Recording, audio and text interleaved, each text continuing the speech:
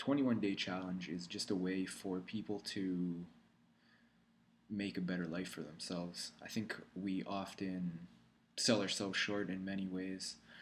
You know, we go to jobs we don't like, we have relationships we don't like.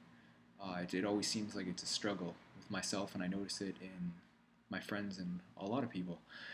We've just accepted that life's going to be tough and that's just the way it is, and that's true to an extent, but to a large extent I think it's that we just haven't integrated habits that are actually getting us what we want.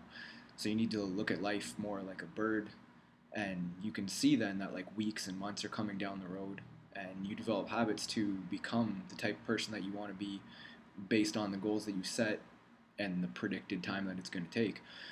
I like to do 21 days because that for me is a long enough time to actually integrate the habit. It's tough. It's not too tough because you can see the light at the end of the tunnel, but it's about a process. It's not that at the end of the 21 days you're going to be perfect or everything's going to be fine and you're going to stop and go back to normal.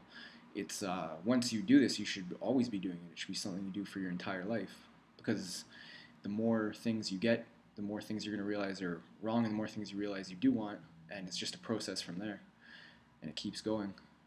I think it's called Parkinson's law. Parkinson's law is, I believe, the second something is created, there develops a problem, a potential problem. So you see that happening with technology and all kinds of stuff. But now I'm just rambling on. It's pretty simple. It's not hard. You need to sit down and you need to figure out who do you want to be? What do you want? It's a really hard question. Ask most people that and they don't know what to tell you. I ask people that a lot, and not many people have a good answer to that. Or what are you doing? Who are you? What are you doing here? It's you don't really know. Yeah, but the more you answer that question, the more you go into that question, the more you figure out what you do want. Some of it's going to be material, some of it's going to be emotions. It can be anything. But then you just ask yourself, what's the logical way to get that? And then you do it. And the main thing about it is you have to find a way to hold yourself accountable.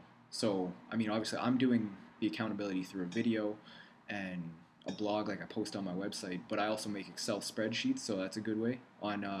I'm writing an article on this as well. If you look at the bottom, I listed a bunch of different ways you can hold yourself accountable, because that's really the most important part. It could be your partner, it could be anyone. You just need a way of saying yes or no, I did what I said I was going to do. So, yeah, it's quite the process. The more, the longer you do it, the more things come up. So you may think that, oh, well, I should limit myself from this like all the time and keep it completely off. But sometimes it's those things were keeping you a little bit balanced. So don't be hard on yourself at first if you do this and you don't stick to what you said you were going to do. You just need to make sure you're logically taking steps to become a better person. Otherwise, what are you doing? I don't know. A lot of people, you ask that question, they wouldn't know what to tell you, but yeah, that's what it is.